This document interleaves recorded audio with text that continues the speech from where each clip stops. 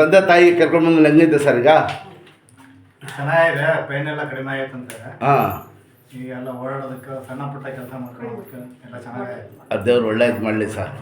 ಈಗ ಹೇಳಿ ಬರ್ತಿದ್ಯಾ, ಹೆಂಗೈತೆ ಅಮ್ಮ? ಚೆನ್ನಾಗಿದೆ ಸರ್. ಹೌದಾ, ಯಾವ್ರು ಹೇಳಿದ್ ನೀವು? ಊರೇ ಚಿತ್ರದುರ್ಗ. ಚಿಕ್ಕದ್ರು ಅಲ್ಲಂದ ನಿಮ್ಮ ಮಗ ಕರ್ಕೊಂಡು ಬಂದ್ಮೇಲೆ ಹೆಂಗೈತೆ ಈಗ? ಚೆನ್ನಾಗೈತೆ ಸರ್, ಪರವಾಗಿಲ್ಲ. ಹಾಂ, ಅಂತ ಏನು ಪ್ರಾಬ್ಲಮ್ ಇಲ್ಲ. ಏನು ನಿಮ್ಗೆ ಹೆಂಗೈತೆ? ಎಷ್ಟು ವರ್ಷದ ಇತ್ತು? 2 ವರ್ಷ ಸರ್. ಹೌದಾ, ನಿಮ್ಗೆ ಹೆಂಗೈತೆ ಈಗ?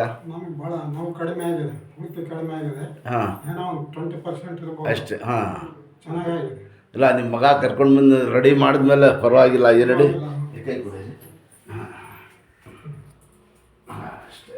ಒಂದು ನೋಡಿ, ಒಂದು ಎಕ್ಸಸೈಸ್ ತೋರಿಸ್ಕೊಡ್ತೀವಿ ಮನೇಲಿ. ನಿಧಾನ ಕೈ ಮಡಗಿ ಮುಂದಕ್ಕೆ ಬನ್ನಿ, ಸ್ವಲ್ಪ ನಿಧಾನಕ್ಕೆ ಕೂತ್ಕೊಳ್ಳಿ ಸಾಕು, ನಿಧಾನಕ್ಕೆ ಅಷ್ಟೇ. ಯಾಕಂದರೆ ಬ್ಯಾಂಡೇಜ್ ಎಲ್ಲ ಆಗ್ಬೋದು. ಎದ್ದೇಳಿ ಸಾಕು, ಫುಲ್ ಕೂತ್ಕೊಳ್ಳಿ, ಫುಲ್ ಕೂತ್ಕೊಳ್ಳಿ, ಕುತ್ಕೊಂಡೆ ಇದ್ದಾಳೆ. ಕೂತ್ಕೊಳ್ಳಿ. ಹಾಂ, ಶಾಬಾಷ್, ಎದ್ದೇಳಿ.